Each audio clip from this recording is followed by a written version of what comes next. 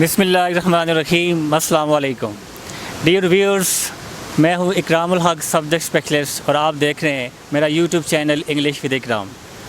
Dear students and dear viewers, आज की video थोड़ी सी डिफरेंट होगी। आज मैं इंग्लिश प्रोनंसिएशन, स्पोकन इंग्लिश ऐसी कोई बात नहीं है। जैसे कि पिछले दिनों बहुत सारी चीज़ें ज़ेर बहस रहीं, बहुत सारे ऐसे इश्यूज़, बहुत सारे ऐसे मसाइल जिन पे लोग बात करते हैं, और पिछले कई सालों से जब भी ये ईद का मौका आता है, कुर्बानी का मौका आता है, तो बहुत सारी चीज़ें ज़ेर बहस होती हैं, बहुत सारे ऐसे इश्यूज़ होते हैं जिन पे लोगों का आपस में कंट्रोवर्सीज़ होती हैं। तो आज मैंने ऐसी शख्सियत को अपने चैनल में दावत दी है जिनकी वजह से इंशाअल्लाह ये सारे इश्यूज़ रिज़ॉल्व हो जाएंगे। आज हम इस टॉपिक पे बात करेंगे कि कुर्बानी के मसाइल, बहुत सारे ऐसे कॉम्प्लिकेटेड इश्यूज़ हैं जो लोगों के जहन में क्वेश्चन पैदा होते हैं। तो इंशाअल्लाह आज ऐसी इस बहस के बाद आपके जितने भी कुर्बानी और ईद उल अज़हा के जो मसाइल हैं, जो ऐसे कॉम्प्लिकेटेड इश्यूज़ हैं, वो इंशाअल्लाह आज की इस बहस के बाद रिज़ॉल्व हो जाएंगे। तो आज की ये वीडियो आपके लिए इंशाअल्लाह बड़ी फ़ायदेमंद साबित होगी। और मेरे साथ आज इस मौजू पे बात करने के लिए हमारे इस इलाके के डिस्ट्रिक्ट मानसरा के एक इंतहाई जय्यद आलिम मौलाना मोहम्मद उस्मान यासिर साहब, जिनको मैंने आज रहमत दी है। मैं थोड़ा सा इनका तारफ़ करवाता चलूँ। इनको ये एज़ाज़ हासिल है, इन्होंने मौलाना तारिक जमील साहब, जिनका शायद दुनिया में ऐसा कोई शख्स नहीं जिनके नाम से, जिनके बयान से वाकिफ़ ना हो। उनके मदरसा जामिल हुसनैन के ये पहले बैच से ये फ़ारग हुए। पहले बैच में उन्होंने दर्स निज़ामी का कोर्स किया। उसके बाद फिर उन्होंने तहस्सुस फ़िल फ़िक़्ह और दारुल फ़िता में मौलाना तारिक जमील साहब के 2 साल उनके मुआवन रहे। फिर 8 साल तक उन्होंने जामिया हसनैन की मुख्तलिफ़ ब्रांचेज़ में अपनी तदरीस का सिलसिला जारी रखा। फिर उसके बाद हमारे इलाका डिस्ट्रिक्ट मानसरा तहसील बालाकोट के जो लोगों की अशद ज़रूरत थी कि इतने ज़बरदस्त आलम हमसे दूर हैं, लोगों को उनकी ज़रूरत थी, उनकी इंटेंस नीड थी कि वो हमें यहाँ पे हमारे अपने इलाके की खिदमत करें। तो तारिक जमील साहब ने हम पे ये एहसान किया, उन्होंने उनको वापस अपने इलाके में भेजा। तो आजकल मौलाना उस्मान मोहम्मद यासिर साहब इलाका नरां के ख़तीब भी हैं और काजी भी हैं, और बहुत सारे लोग, हज़ारों की तादाद में लोग इनके पीछे नमाज़ पढ़ते हैं और इनके बयान से बड़ा उनको सुनते हैं। इनका तर्ज़ बयान ऐसा है कि जब ये बयान करते हैं तो महफ़िल पे एक स्पेल तारी हो जाता है। लोग बड़े प्यार से, बड़ी मोहब्बत से इनको दूर दूर से नरा जाते हैं इनके पीछे नमाज़ पढ़ने के लिए, इनके बयान सुनने के लिए। और अपने इलाका डिस्ट्रिक्ट मानसरा के अंदर भी, पूरे KPK में, इवन पूरे पाकिस्तान में मुख्तलिफ़ मसाजिद में इनके बयान होते हैं और लोग बड़ी मोहब्बत और बड़े प्यार से सुनते हैं। तो मैं इनको अपने चैनल में खुशामदीद कहता हूँ। अस्सलाम वालेकुम मौलाना यासिर साहब। तो आज हम बात करेंगे बहुत सारे ऐसे मसाइल जो हमारे लोगों के जहनों में हैं।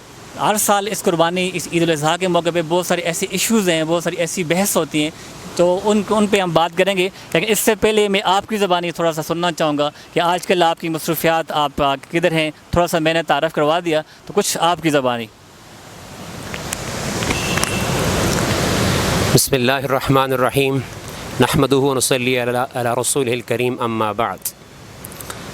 अभी आपने तारुफ़ करवा दिया, मैं इस लायक, इस काबिल नहीं हूँ। मैं एक अदना सा तालिब इल्म हूँ और कोशिश यही है कि अपने हिस्से का दिया जलाऊँ।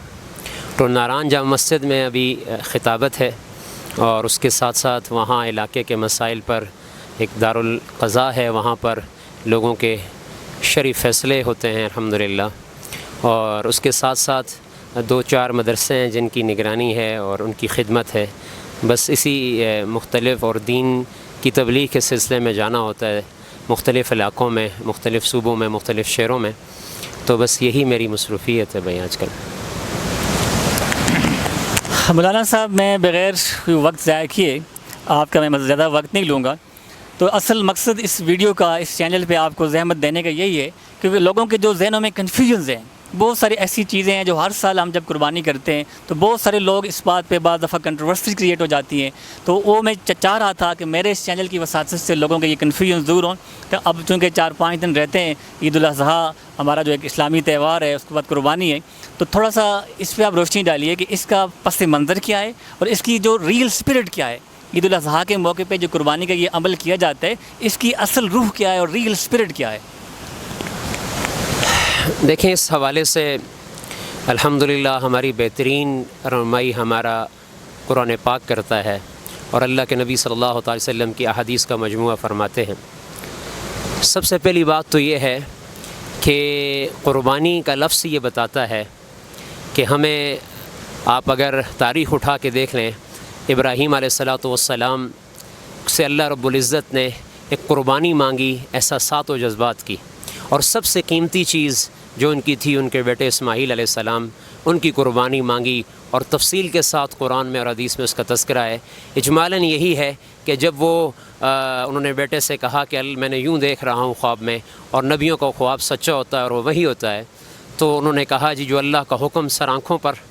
تو پورا واقعہ آپ لوگوں نے بارہا سنا، لیکن جب ان کو لٹایا گیا اور فرشتے، تاریخ میں آپ احادیث کی مختلف کتب میں ملتا ہے، بہت سارے ایسے مقامات ہیں جہاں پہ روئے ہیں، ان میں ایک یہ موقع بھی ہے کہ جب بوڑھا باپ اپنے جوان بچے کی قربانی کر رہا ہے اور ذبح کر رہا ہے، اور اللہ رب العزت نے کہا کہ بھئی ابراہیم تو نے اپنے وعدے کو سچا ثابت کر دیا، اور ایک مینڈے کو لا کر رکھا اور اس کو ذبح کیا۔ تو بنیادی طور پر فلسفہ یہی ہے کہ احساسات و جذبات کی اور ہر طرح کی قربانی جو اللہ رب العزت مانگتا ہے اس کے لیے ہم حاضر رہیں، ہر موقع پر، ہر دور میں۔ تو قربانی بیسیکلی ہمیں یہ بتا رہی ہے کہ اللہ کے لیے اپنا سب کچھ قربان کرنا ہی دین ہے۔ بہت زبردست آپ نے اس کا پس منظر بیان فرمایا۔ تو مولانا صاحب، میں جو بہت سارے ایسے مسائل ہیں جو ہم ہر جمعہ پہ ہمارے جو علماء حضرات ہیں ہماری رہنمائی فرماتے ہیں، تو میں زیادہ اس طرف نہیں جاؤں گا۔ جو ٹیکنیکل بعض ایسی چیزیں ہیں جن میں ابھی تک کلیئرٹی نہیں ہے، بہت سارے ہماری کمپلیکیشنز ہیں یا کوئی ٹیکنیکل چیزیں ہیں، تو ان پہ آج انشاءاللہ ہم بات کریں گے۔ تو اس سے پہلے جو میں تھوڑا سا میرے ذہن میں بھی یہ کویشچن تھا، شاید ہمارے جو ویورز ہیں ان کے ذہن میں بھی ہوگا، جو تکبیرات تشریق جنہیں ہم کہتے ہیں، یہ ان کے ایام کیا ہیں، اور پھر اس کے بارے میں پوچھا جاتا ہے کہ کیا یہ مرد اور عورت دونوں پہ یہ تکبیرات تشریق فرض نماز کے بعد، اور پھر اگر بندہ بھول جاتا ہے، اگر نہیں پڑھ سکتا، تو اس کے لیے پھر اس کا کیا حکم ہے؟ جی، یہ تکبیرات تشریق جو ہیں یہ 9 ذی الحجہ سے شروع ہوتی ہیں فجر کی نماز سے، اور 13 ذی الحجہ کی عصر تک یہ پڑھی جاتی ہیں۔ اس میں مرد اور عورت دونوں پر واجب ہے، اور ایک دفعہ واجب ہے صحیح قول کے مطابق، بعض 3 دفعہ کہتے ہیں۔ اس میں مرد اونچی آواز میں پڑھیں گے اور عورت آہستہ آواز میں پڑھے گی۔ اس میں یہ ہے کہ اگر تکبیرات تشریق آپ سے بھول گئے ہیں، چھوٹ گئی ہے، تو اس کی کوئی قضا نہیں۔ ہاں، مسجد میں بیٹھے بیٹھے آپ کو دوبارہ یاد آ گئی ہے، آپ پڑھ سکتے ہیں۔ چند منٹ گزرے ہیں اور آپ کو یاد آئی ہے، پھر بھی پڑھ سکتے ہیں۔ لیکن اگر آپ کسی اور کام میں مشغول ہو گئے ہیں، باہر جا چکے ہیں، تو اس کی کوئی قضا نہیں، اور اس پر توبہ استغفار ہے، اور آئندہ اس عہد کے ساتھ کہ انشاءاللہ میں کوشش کروں گا یا کوشش کروں گی انشاءاللہ کہ ان تکبیرات تشریق کو میں ادا کروں۔ اچھا مولانا صاحب، اس کے بعد ہم آتے ہیں کہ یکم ذی الحجہ سے لے کر قربانی تک، یہ ہمارے یہاں یہ عام روایت ہے، یہ ٹریڈیشن ہے، یا یہ کوئی شرعی چیز ہے کہ جو لوگ قربانی کرتے ہیں ان کو اپنے بال، اپنے ناخن یہ نہیں کاٹنے چاہیے؟ یہ اس کا کوئی شرعی حکم ہے کہ یا اس کے بارے میں آپ کیا ہماری رہنمائی فرمائیں گے؟ جی، بہت اچھا سوال ہے اکرام بھائی۔ اس حوالے سے بات یہ ہے کہ جو یہ بیسیکلی جو حجاج کرام ہیں ہمارے جو وہاں پہ موجود ہیں، قربانی کا فلسفہ بھی یہی ہے کہ قربانی ایکسٹینشن ہے حج کی، کہ جو لوگ حج میں نہیں جا سکتے وہ قربانی کر کے جو ہے ان کے ساتھ شریک ہو جاتے ہیں۔ تو لہٰذا بال اور ناخن یہ کاٹنا فرض، واجب، اس کے حکم میں نہیں ہے کہ بھائی کوئی حرام ہے یا ہم یہ کہیں کہ بھائی ضروری ہے۔ مستحب عمل ہے، اگر کوئی کر لے تو بہت اچھی بات ہے، اگر نہیں کرتا، اگر بعض اوقات بہت سارے ایسے لوگ ہوتے ہیں جن کے 40 دن زیادہ گزر جاتے ہیں اور وہ تو اس میں حکم واجب کا ہوتا ہے ان بالوں کو کاٹنے کا، زیر ناف بال ہیں اس طرح، تو اس حوالے سے وہ کرنا ضروری ہے، بال کاٹے فوراً۔ اور اگر ناخن بہت بڑھ گئے ہیں اور ان کے اندر گند بہت زیادہ جمع ہو گیا ہے، پہلے اس نے نہیں کیا تھا، تو اس کو بھی کاٹنا ضروری ہے، کہ بہت ساری چیزیں ایسی ہیں جو اور اس میں قباحتیں آتی ہیں۔ تو بال کاٹنا اور ناخن کاٹنا فرض واجب کے درجے میں نہیں ہے، اور اس کو اپنے حال پہ چھوڑنا مستحب عمل ہے کہ وہ چھوڑے اور ان کے ساتھ تشابہ اختیار کرے جو ہمارے حجاج کرام ہیں جن کے لیے یہ حکم ہے۔ کچھ احرام کی پابندیاں ہیں جن میں سے ایک یہ پابندی بھی ہے، تاکہ جو لوگ حج میں نہیں جا سکتے وہ ان کی شکل بنائیں، ان کی نقل اتاریں یہاں بیٹھ کر۔ تو اس حوالے سے کہا جاتا ہے کہ بال اور ناخن نہ کاٹے جائیں۔ جزاک اللہ۔ اب مولانا صاحب قربانی پہ آتے ہیں، تو سب سے پہلے جب ہم نے اپنے علاقے میں اسپیشلی یہ ایک مسکنسیپشن دیکھی ہے کہ لوگ قربانی کو خاص کر ایسے لوگ جن کی استطاعت نہیں ہوتی قرض لے کے بھی قربانی کرتے ہیں، یا اس میں یہ بات کہنا نہیں چاہتا کہ ریاکاری سمجھ لیں یا اللہ نہ کرے ایسی کوئی بھی ان کے دماغ میں چیز ہوتی ہے، لیکن قربانی کو وہ مسٹ سمجھتے ہیں کہ ہم نے کرنی ہے، فلاں بھی کر رہے تو ہم بھی کریں گے، اس میں حصہ ڈالتے ہیں جو 7 لوگ ہیں، تو اس میں بعض لوگ قرض لے کے بھی. تو قربانی کس شخص پہ فرض ہے، پہلا سوال. اور دوسری بات میں اپنے ساتھ اس کو بھی ایڈ کر لوں کہ زکوٰۃ کے جو مسائل ہیں، کہ بعض لوگ یہ سمجھتے ہیں کہ جی پورا سال جو مال پہ گزرتا ہے تو زکوٰۃ فرض ہوتی ہے، تو کیا قربانی کے لیے بھی یہ شرط ہے؟ زکوٰۃ کی فرضیت اور قربانی کی فرضیت کو آپ کس طرح ڈفرینشیٹ کریں گے؟ جی، سب سے پہلے تو آپ کا سوال یہ ہے کہ قربانی کن پر فرض ہے. قربانی کے لیے جو سب سے پہلی شرط ہے مسلمان ہونا، دوسرا عاقل ہونا، تیسرا بالغ ہونا، چوتھا صاحب نصاب ہونا، اور پانچواں جو ہے مقیم ہونا. مسافر پہ قربانی نہیں ہے. تو اب جو نصاب ہے اس حوالے سے ایک چیز یہ ہے کہ بنیادی طور پر جس پر صدقہ فطر واجب ہے اس پر قربانی واجب ہے. زکوٰۃ کے اندر جو چیزیں ہیں وہ یہ ہیں کہ آپ کے پاس سونا، چاندی، نقدی اور مال تجارت ہو، ان پر زکوٰۃ فرض ہوتی ہے. اگر وہ پہنچتے ہیں نصاب کو، 52.5 تولے چاندی، 7.5 تولے سونا، یہ نصاب ہے. اب اس میں ایک چیز واضح کرنا بہت ضروری سمجھتا ہوں کہ بہت سارے لوگوں کے اندر یہ چیز ذہنوں میں ہے کہ میرے پاس 7 تولے سونا ہے، مجھ پر زکوٰۃ فرض نہیں، قربانی فرض نہیں. لیکن یہ چیز واضح ہونی چاہیے کہ اقل نصاب، جو کم سے کم نصاب، وہ 52.5 تولے چاندی ہے. اگر کسی آدمی کے پاس 7 تولے سونا ہے اور اس کے پاس نقدی کی شکل میں 1,000 روپے ہے، 2,000 روپے ہیں، تو ان کو دونوں کو لٹایا جائے گا چاندی کے مقدار کی طرف، پھر اس کے نصاب کو دیکھا جائے کہ اب اس پہ قربانی ہے یا نہیں. بہت سارے لوگ اس میں یہ فرق کرتے ہیں، اور بہت سارے لوگوں قربانی سے وہ سمجھتے ہیں کہ شاید ہمارے اوپر نہیں ہے، حالانکہ ان پر قربانی ہوتی ہے. اگر ان کے پاس نقدی بھی ہے، تھوڑا سا سونا ہے، میرے خیال سے ابھی اب چاندی کی 1 تولے کی قیمت 1,200-1,300 روپے ہے. اگر اس حساب سے دیکھا جائے تو 67-68 ہزار روپے بنتا ہے. اگر کسی کے پاس ضروریات سے زیادہ، اپنی جو بنیادی ضروریات سے زیادہ اگر اتنی مالیت ہے تو اس پر قربانی فرض واجب ہے. تو بہت سارے لوگ اس میں تمیز نہیں کر پاتے. کسی کے پاس سونا ہے، کسی کے پاس پیسے ہیں، یا کسی کے پاس چاندی ہے، تو اقل مقدار کی طرف لٹایا جائے گا. پھر فرض ہونے کے لیے جو شرط ہیں ان میں سے میں نے ابھی ذکر کیا ہے کہ مسلمان ہو، عاقل ہو، بالغ ہو، اور اس کے ساتھ ساتھ صاحب نصاب ہو. صاحب نصاب کے اندر جو قربانی کے اور صدقہ فطر کے متعلق ایک بات یہ ہے کہ وہ برتن، وہ ضروریات زندگی جو پورے سال میں استعمال نہیں، ان کی قیمت بھی لگائی جائے گی. بہت ساری ہماری بہنیں ایسی ہیں جن کے پاس روسی لباس پڑا ہوتا ہے جو 1 لاکھ روپے کا ہوتا ہے، پورے سال استعمال نہیں ہوتا، اس کو بھی شامل کیا جائے گا. ایسے برتن جو ڈیکوریشن کے اور ہزاروں روپے کے ہوتے ہیں ان کو بھی شامل کیا جائے گا.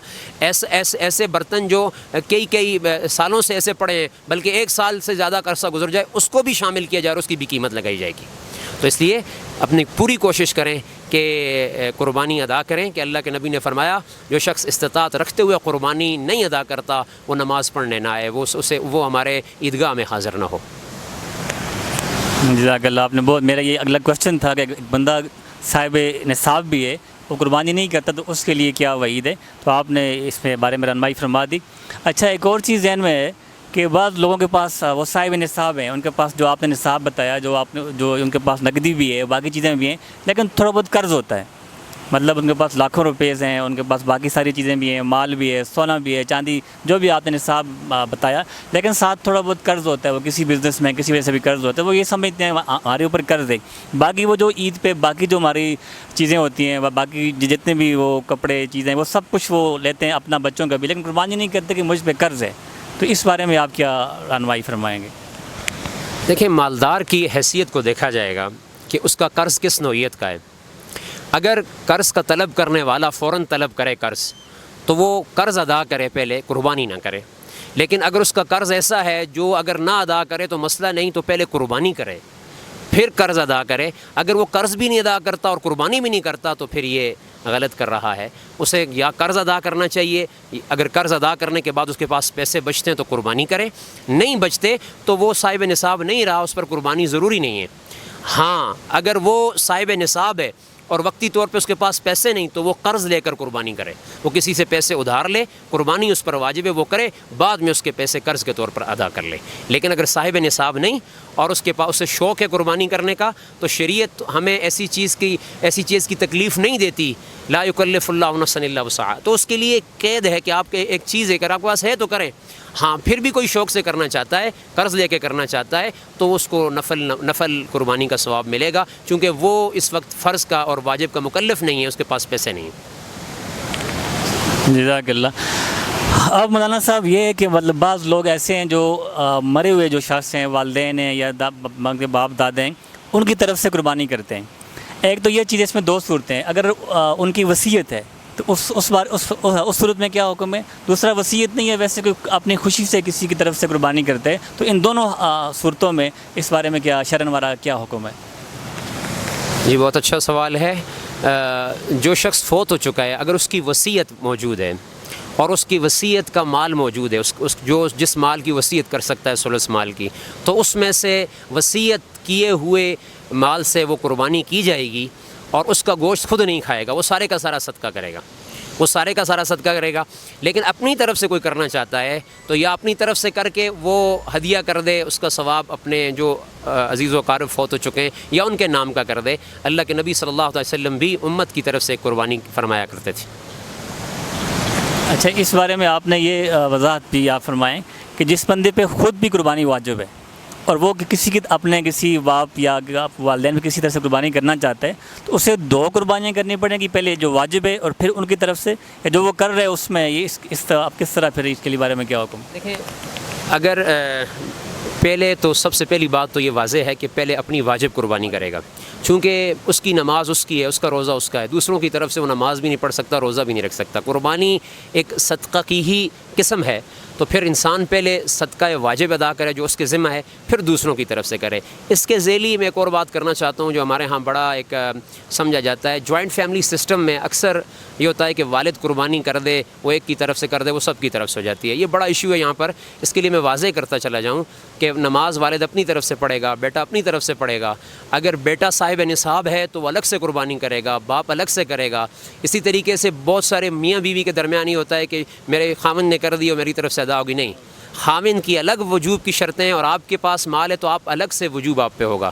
ہمارے ہاں عورتیں اکثر زیور رکھتی ہیں اور وہ اس طرف سے دور ہو جاتی ہیں کہ اگر ان کے پاس کچھ روپے بھی موجود ہے اور قربانی کے دن میں پیسے بھی موجود ہیں، چاہے 1000 ہے، 500 ہے، اور ساتھ اس کے پاس 2 تولے بھی سونا ہے، پھر بھی اس پر قربانی واجب ہے۔ یہ ایک بہت ہمارے ہاں اس چیز پہ پہلے ہی کی جاتی ہے، تو تمام ہمارے ویورز، ہمارے بھائی بہنیں جو سن رہی ہیں، اس چیز کا اہتمام کریں۔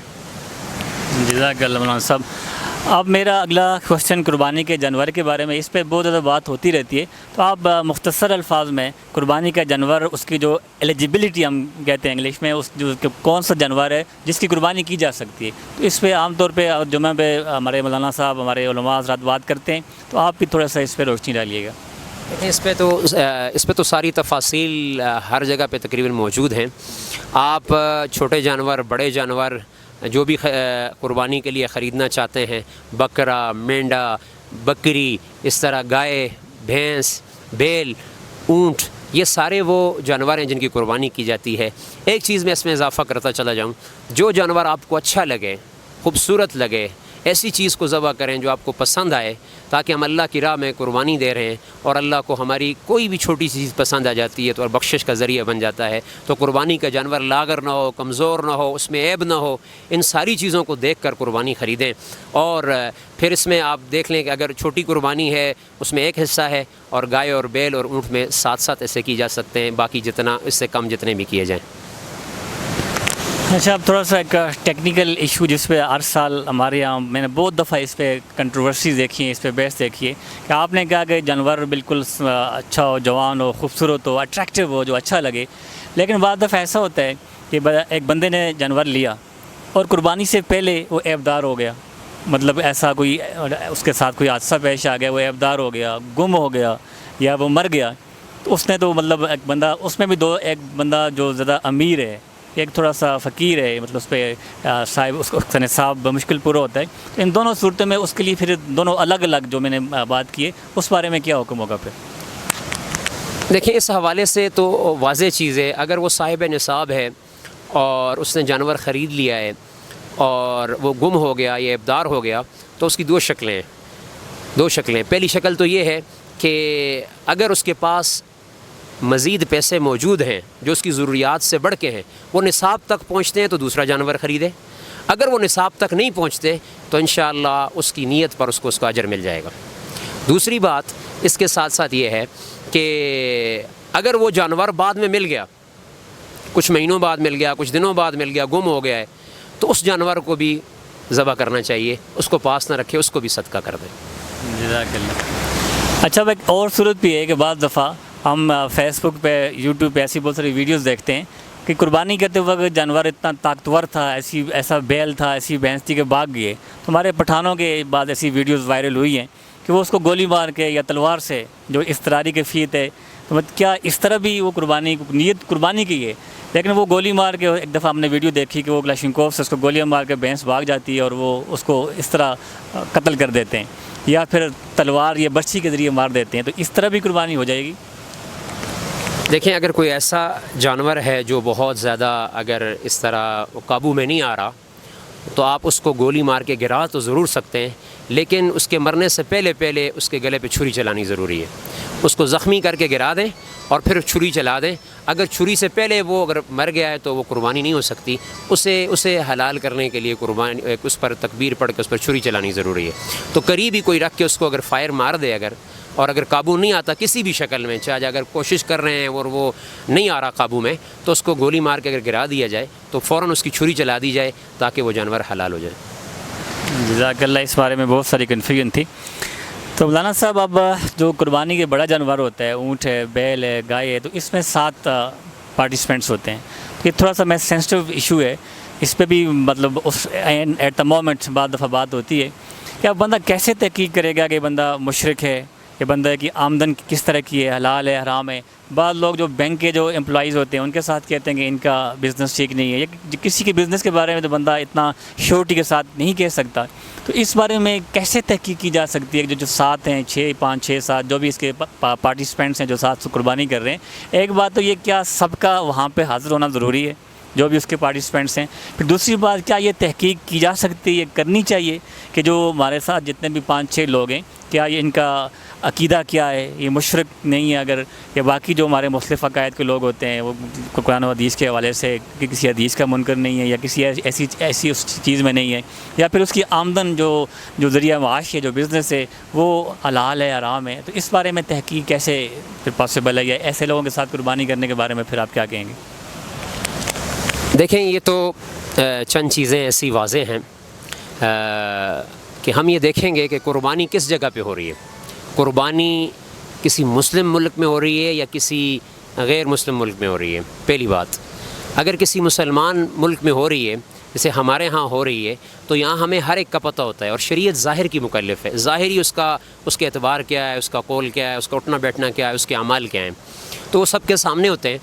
اور دوسری بات یہ ہے کہ اگر اس کا ذریعہ معاش کوئی ایسا ہے جو سودی ہے اور غیر شرعی ہے، تو اس اعتبار سے کوشش کرنی چاہیے کہ ایسے شخص کو شامل نہیں کرنا چاہیے، اور بینک کے حوالے سے جو ڈائریکٹ سود کے ساتھ جن کا لنکڈ ہے ان کے ساتھ احتیاط کرنی چاہیے۔ باقی یہ دیکھا جائے گا کہ اس کا اکثر مال کس اعتبار سے، اگر اس کا اکثریت مال حلال کا ہے اور کچھ حرام کے ہیں پھر بھی گنجائش بنتی ہے، یا ایسا آدمی کسی سے قرض لے کر شرکت کرتا ہے تب بھی گنجائش بن جاتی ہے، لیکن براہ راست اس مال سے ایوائڈ کیا جائے اور کوشش کی جائے کہ بھائی ایسا نہ ہو، کیونکہ شریک قربانی کا سب سے بڑا مسئلہ یہ ہے کہ کسی ایک کی نیت بھی اگر خراب ہو گئی تو سب کی طرف سے قربانی حرام ہو جائے گی۔ ایک آدمی کی نیت یہ ہے کہ میں گوشت لوں گا اور گوشت کھاؤں گا اور گوشت میں یہ کروں گا وہ کروں گا، ایک آدمی کی نیت خراب ہو گئی، باقی 6 افراد کی نیت بالکل ٹھیک ہے، لیکن اس کی وجہ سے ان کی نیت کا بھی اثر پڑے گا، کیونکہ ان کی نیتیں بھی اجتماعی ہیں، ان کا عمل بھی اجتماعی ہے، ان کا جانور بھی اجتماعی ہے، تو لہٰذا اس اعتبار سے قربانی سے پہلے اپنی نیتوں کی بھی تجدید کر لیں کہ ہم اللہ کی رضا کے لیے کر رہے ہیں، اور ہمارا سب کچھ، ہمارا مقصد نہ اس کا گوشت ہے نہ کچھ ہے، صرف اللہ کی رضا ہے، اور اس رضا کو سامنے رکھتے ہوئے قربانی کی جائے۔ اگلا سوال آپ کا یہ تھا کہ قربانی کرنے والے جو افراد ان کا ہونا بہتر ہے کہ وہ موجود ہوں، اگر نہ ہوں کوئی مسئلہ نہیں، وہ کسی کو وکیل بنا دیں کہ آپ میری طرف سے قربانی کر دیں، قربانی ادا ہو جائے گی۔ جزاک اللہ۔ اچھا، ایک اور چیز میرے ذہن میں، ابھی یہ کویشچن میرے ذہن میں آ رہا ہے، ایک بندے نے قربانی کی نیت سے ایک جانور لیا، یہ اس دن میں نے یہ آبزرو کی ہے، تو میرے ذہن میں اس وقت بھی یہ چیز آئی تھی، وہ جو بندہ جس کو میں نے دیکھا تھا وہ بھی تھوڑا سا میں نے اس سے بھی پوچھا تھا کہ وہ قربانی کی نیت سے جانور لے کے آئے تھے، لیکن وہ منڈی میں جانور بیچ رہا تھا کہ میں نے اس سے بہتر لوں گا، یا میرا اب پروگرام نہیں رہا، یا میرے ساتھ باقی 6 لوگ اور بھی تھے، اب وہ نہیں کر رہے، میں اکیلا افورڈ نہیں کر سکتا۔ جب ہم لایا تھا میں تو میرے ساتھ 5-6 لوگ اور بھی تھے، تو اب وہ چونکہ آگے پیچھے ہو رہے ہیں تو اب میں اس لیے اس کو بیچ رہا ہوں۔ تو یہ اس طرح کی اگر صورت ہو، ایک بندہ قربانی کی نیت سے جانور لیتا ہے، اس کے بعد اس کے جو باقی شرکاء ہیں قربانی کے وہ ساتھ نہیں دے رہے، یا اس کا اپنا پروگرام چینج ہو گیا، مائنڈ چینج ہو گیا کہ میں نہیں کر سکتا، میرے لیے افورڈ نہیں ہے، تو اس بارے میں آپ کیا کہیں گے پھر؟ دیکھیں، اس حوالے سے اس کی نیت کا اعتبار ہوگا۔ بہت سارے ایسے ہیں جو دھوکے سے اس طرح کرتے ہیں، بہت سارے ایسے ہیں جو اس کے ساتھ جو شریک والے اس وجہ سے بھی نہیں کرتے کہ ہو سکتا ہے یہ خود کسی سودی کام میں ملوث ہو۔ یہ موقع کی صورتحال کو دیکھ کر فیصلہ کیا جائے گا کہ کس اعتبار سے کیا جاتا ہے۔ اگر وہ اس اعتبار سے کر رہا ہے کہ بھائی باقی سارے ساتھی جو ہے ہٹ چکے ہیں اور میں اکیلا رہ چکا ہوں، تو وہ 6 افراد اور تلاش کرے، پہلی کوشش یہ کرے کہ اس کے ساتھ وہ شامل ہو جائیں۔ نہیں تو مجبور ہے، پھر وہ بیچ کے اپنے لیے کوئی چھوٹا جانور لے لے اور اس کی قربانی کر لے، وہ مجبور ہے۔ لیکن بہت ساری جگہوں پہ ایسا ہوتا ہے کہ وہ کہیں نہ کہیں پہ مسئلے کی نوعیت مختلف ہو جاتی ہے، کسی کی نیت بدل جاتی ہے، کسی کا کیا مسئلہ ہوتا ہے، کوئی کس اعتبار سے ہوتا ہے۔ بعض اوقات ایک نے جانور مہنگا لے لیا اور دوسروں کو پتہ چلا یار یہ جانور سستا تھا، اس نے اپنا حصہ اس میں سے نکالا۔ بہت ساری ایشوز ہیں ہمارے ہاں۔ یہی تو ہمارا مسئلہ ہے کہ بحیثیت مسلمان ہم اپنی بنیاد سے ہٹ چکے ہیں، سچ اور دیانت سے ہٹ چکے ہیں۔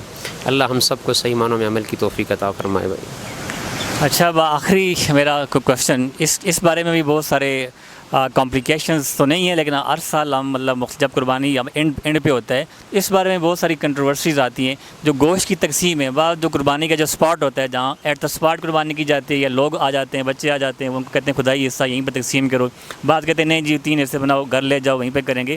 تو اس کا جو بہتر طریقہ ہے، مستحب طریقہ، جس میں آپ رہنمائی فرمائیں کہ کیا ہے قربانی کے بعد جو قربانی کے گوشت کی تقسیم کا مرحلہ ہے، اس بارے میں آپ رہنمائی فرمائیں کہ کیسے تقسیم، بہتر تقسیم کیا ہے، مستحب عمل کیا ہے؟ دیکھیں، اس اعتبار سے تو جو ہمیں ملتا ہے وہ 3 حصے بنائے جائیں۔ ایک حصہ گھر میں استعمال کیا جائے، ایک حصہ اپنے عزیز و اقارب اور رشتہ داروں میں تقسیم کیا جائے، اور ایک حصہ اللہ کی راہ میں غرباء میں تقسیم کیا جائے۔ لیکن میری ایک رائے اس حوالے سے کوشش یہ کی جائے کہ جو قربانی کرتا ہے، بہت سارے ایسے ساتھی ہیں جو ہر سال گوشت کھاتے ہیں، اور اللہ رب العزت سال میں کئی دفعہ انہیں اچھا رزق دیتا ہے، لیکن وہ بہت سارے لوگ ایسے رہ جاتے ہیں جو پہاڑوں پہ ہیں، یا سفید پوش لوگ جو قربانی نہیں کر سکتے۔ تو میری ذاتی رائے ہے کہ بھائی اگر وہ اکثر حصہ اللہ کی راہ میں غرباء میں تقسیم کریں اور رشتہ داروں تک لے جائیں، کچھ گھر میں رکھ لیں، تو زیادہ ثواب ہے۔ جتنا انسان کی نیت ہوگی اس حد تک اس کو اجر ملے گا، چونکہ یہاں پر بہت سارے ہم بھی ہر سال کوشش کرتے ہیں اجتماعی مختلف جانوروں کو ذبح کر کے تقسیم کرتے ہیں اور مختلف علاقوں میں لے کے جاتے ہیں، تو میں دیکھتا ہوں کہ بہت سارے لوگ جو ہیں نا، عید والے دن بھی ان کے گھر میں دال چڑھی ہوتی ہے۔ تو میرے خیال سے وہ ایک کتاب میں تھا نا کہ وہ جو جانور جو آپ ذبح کرتے ہیں وہ آپ کو سینگوں پہ بٹھا کر پورے صراط پار کروائے گا۔ تو میں اس کو نیچے جواب میں لکھا تھا کہ کہیں کسی پڑوس میں دائیں بائیں اگر دال چڑھی ہو تو وہی جانور آپ کو اٹھا کے جہنم میں بھی ڈال سکتا ہے، چونکہ ہم من حیث القوم اور انسانیت ہمارے سامنے ہے، مسلمان ہمارے سامنے ہے، اور اسلام ہمیں سکھاتا ہی یہی ہے کہ دوسروں کے لیے جیو۔ تو بہتر یہ طریقہ ہے کہ اکثر تقسیم کر دیا جائے، لیکن 3 حصوں میں تقسیم کریں، ایک حصہ گھر میں رکھیں، ایک رشتہ داروں کو دیں، اور ایک حصہ جو ہے غرباء میں تقسیم کریں۔ جزاک اللہ مولانا صاحب، میرے خیال میں اتنی زبردست، اتنی کمپریہنسو ڈسکشن قربانی کے مسائل پہ انشاءاللہ بہت کم آپ کو کسی ایسے یوٹیوب چینل پہ یا کسی ایسی جگہ پہ، کسی ایسے پلیٹ فارم سے ملے گی۔ مولانا صاحب نے انتہائی مدلل، انتہائی کمپریہنسو سٹائل میں قربانی کے جتنے بھی ٹیکنیکل ایشوز ہیں ان تمام پہ روشنی ڈالی ہے۔ تو اب آخر میں آپ سے یہی کہوں گا کہ اس خاص موقع پہ، عید الاضحیٰ کے موقع پہ، اس قربانی کے موقع پہ آپ امت مسلمہ کو، پوری امت کو، انسانیت کو کیا میسیج دیں گے؟ آخری آپ 2-4 منٹ میں اپنے آخری پیغام جو ہے امت مسلمہ تک پہنچا دیں۔ جی، میں اس وقت اپنی ذات سے لے کر ساری انسانیت کے لیے، سب کے لیے یہی پیغام ہے، سننے والے بہنوں بھائیوں کے لیے، کہ قربانی جو ہے، اسلام ہے ہی قربانی کا نام ہے، دوسروں کے لیے جینے کا نام ہے۔ اسلام محبت اور پیار کا نام ہے۔ حضور صلی اللہ علیہ وسلم رحمت للعالمین ہیں، رحمت للمسلمین نہیں ہے، صرف پوری انسانیت کے لیے اور باقی مخلوقات کے لیے بھی۔ تو اللہ کے نبی نے ہمیشہ محبت اور پیار کا درس دیا ہے. کسی سے نفرت، کسی سے بغض، کسی سے اناد نہ ہو، سب کو ساتھ لے کے چلیں. اوروں کا جذبہ، اوروں کی خدمت کے لیے. آپ دیکھیں، آپ میدان جنگ میں صحابہ کو دیکھیں تو شہید ہو رہے ہیں اور آخری سانسوں میں ہیں، اور پانی کی صدائیں بلند ہو رہی ہیں، اور پانی پلانے والے پانی لے کے جا رہے ہیں تو ساتھ میں دوسرے کی آواز آ رہی ہے پانی. تو اپنی ضروریات کو دبا کر انہوں نے کہا میرے بھائی کو پلا دو، شاید اس سے زیادہ ضرورت ہو. پھر ان کے پاس پہنچے، وہ تیسرے بھائی کی آواز آئی پانی، تو انہوں نے کہا مجھے چھوڑو، میرے بھائی کے پاس پہنچو. ان کے پاس پہنچے، آگے چوتھے بھائی کی آواز آئی پانی، تو انہوں نے کہا مجھے چھوڑو، ان کے پاس پہنچو. جب وہ واپس پلٹے، پہلے بھی فوت ہو چکے تھے، دوسرے بھی اللہ کو پیارے ہو چکے تھے، تیسرے بھی شہید ہو چکے تھے. یہ درس ملتا ہے کہ مرتے دم تک بھی اپنے ساتھیوں کو، اپنے پڑوسیوں کو، اپنے عزیزوں کو، اپنے بھائیوں کو مت چھوڑو. یہی اسلام ہمیں درس دیتا ہے. قربانی کا جانور یہ نہیں ہے کہ ذبح کر کے سارے کا سارا فریزر میں ڈال دو. نہیں، غریبوں کو، مستحق بیواؤں کو، یتیموں کو، جہاں تک آپ سے ہو سکے آپ اپنے حصے کا دیے جلاتے رہو. اوروں کا غم، اوروں کا دکھ، اوروں کے لیے خیر کا جذبہ دلوں میں رکھ کے چلتے رہو. اور یہی محبت اور پیار ہے. دیکھو، فاحشہ عورت ایک کتے کے بچے کو پانی پلاتی ہے اور اس پر اس کی زندگی کی ساری خطائیں معاف ہو جاتی ہیں اور جنت میں چلی جاتی ہے. جب آپ کسی انسان کی خدمت کرو گے، کسی مسلمان کی خدمت کرو گے تو آپ کا مرتبہ کتنا بلند ہوگا. تو یہی بات ہمیں کرنی چاہیے کہ ہم اجتماعی امت ہیں، ہم انفرادی نہیں ہیں. اللہ کے نبی نے فرمایا کہ المسلم اخو المسلم، مسلمان کا بھائی ہے. اور پھر دوسری روایت میں پڑھا انشتکا عینہ اشتکا کلہ، انشتکا راسہ اشتکا کلہ، کہ مسلمان کے ایک جسم کی مانند ہے. المسلم کالجسد الواحد، مسلمان ایک جسم کی مانند ہے. اگر سر میں درد ہوتا ہے تو پورے جسم میں درد ہوتا ہے، آنکھوں میں درد ہوتا ہے تو پورے جسم میں درد ہوتا ہے. اوروں کا درد جذبہ لے کے چلو، جتنا ہو سکے کسی کے لیے کوئی مدد ہو جائے، کوئی خدمت ہو جائے، یہ جذبہ لے کے چلتے رہو. کہ خنجر چلے کسی پہ تڑپتے ہیں ہم امیر، سارے جہاں کا درد ہمارے جگر میں ہے. والسلام. بہت شکریہ مولانا عثمان یاسر صاحب، آپ نے ہمارے لیے وقت نکالا. مولانا صاحب کے آخری میسج کے بعد میرے بات کرنے کی میرے خیال میں کوئی ضرورت نہیں رہی. تو ڈیئر ویورز، آج کی اس جو گفتگو رہی مولانا عثمان یاسر صاحب کے ساتھ، اس سے آپ انشاءاللہ you will definitely benefit from this. آپ بھرپور فائدہ اٹھائیں گے اور انشاءاللہ آپ کے ذہنوں میں آپ ایسا کوئی کنفیوژن، کوئی ایسی چیز نہیں رہے گی، ایسا کوئی مسئلہ، ایسی کوئی بات میرے خیال میں نہیں رہی جس پہ مولانا یاسر صاحب نے روشنی نہ ڈالی ہو. مجھے امید ہے کہ آپ بھرپور فائدہ اٹھائیں گے اور ان کے میسج پہ، جو ان کا جو پریکٹیکل میسج دیا انہوں نے آخر میں کہ اصل چیز قربانی ہے، اس پہ آپ عمل فرمائیں گے. آج کے لیے بس اتنا ہی. دیکھتے رہیے English with Ikram. Thank you very much. اللہ حافظ.